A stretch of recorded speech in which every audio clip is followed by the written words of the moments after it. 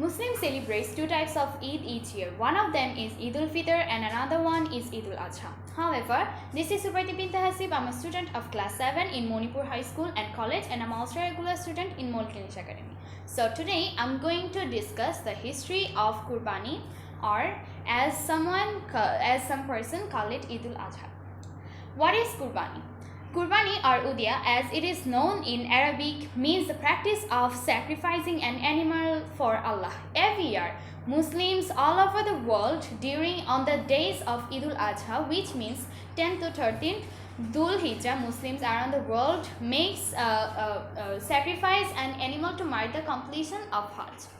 Thousands of years ago, this practice commemorates the sacrifice of Ibrahim alayhi salam thousands of years ago, who was ready to sacrifice his own son Ismail alayhi salam for Allah's sake.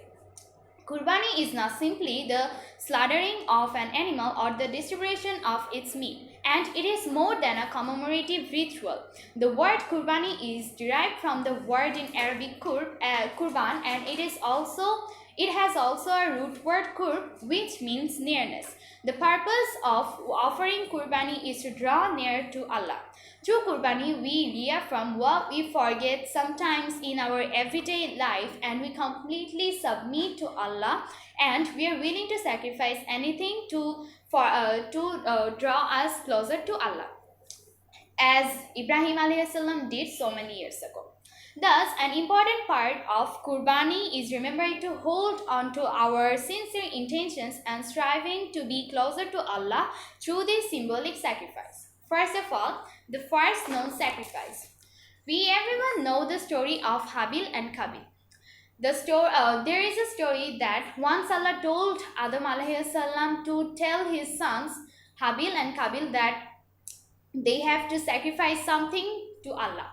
So that's why Qabil hadn't a true or original intention, which also means the pure intention to serve Allah. So that's why he took some vegetables from the field, but unfortunately they weren't totally fresh. It was these vegetables were kind of rotten like vegetables, and on the other hand, Habil really wanted to serve Allah wholeheartedly, so that's why he prepared a healthy ram to sacrifice this to Allah. And when they put their things to the ground, and then Allah only took the ram that was prepared by Habil, and he rejected the vegetables that were prepared by Qabil. The story of Habil and Qabil illustrates that sincerity and purity of intention are the most important part of the Qurbani. Part of this is selecting a worthy sacrifice as Habil did it, and to ensure it well treated and sacrificed in an Islamic way. It is also about understanding the meaning of Qurbani. Like Zakat, Qurbani is not an annual task or task that we should tick off a to-do list. It is a deeply spiritual activity and a chance to draw closer to Allah. Secondly, the sacrifice of Ibrahim alayhi salam. When Ibrahim alayhi salam's firstborn son Ismail alayhi salam was old enough to walk and work with him in the field, it was revealed in a dream that Ibrahim alayhi salam must sacrifice his son to Allah. Ismail alayhi salam didn't question this command, just as his mother Hajar alayhi salam didn't question it when Allah commanded Ibrahim alayhi salam to leave her and her baby son in the desert all those years ago.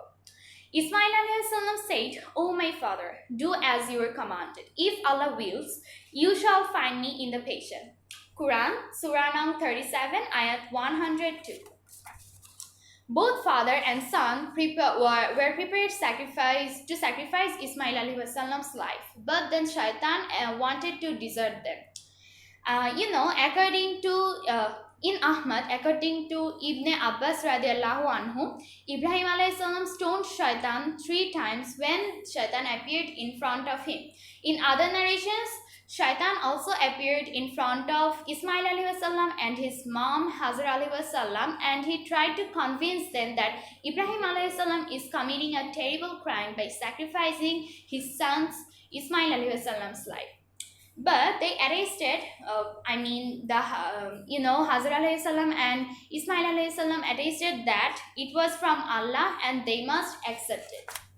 From Tabari and Hakim, it seems impossible to us that someone could be prepared to sacrifice their beloved child, the person most dear to them in the world, especially when obstacles have been placed in their way on three different occasions. However, the family of Ibrahim alayhi salam were so forceful in their rejection of disobeying Allah that they threw stones at Shaitan.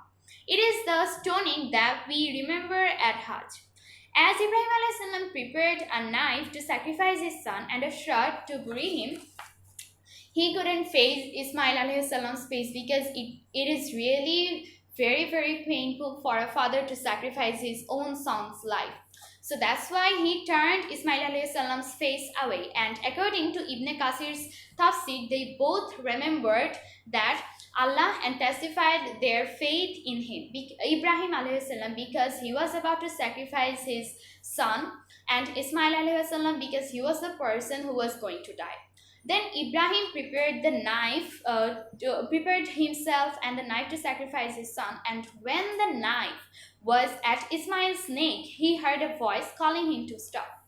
And when they had both submitted, and Ibrahim had laid him on his forehead, we called to him, "O Ibrahim, you have fulfilled the vision."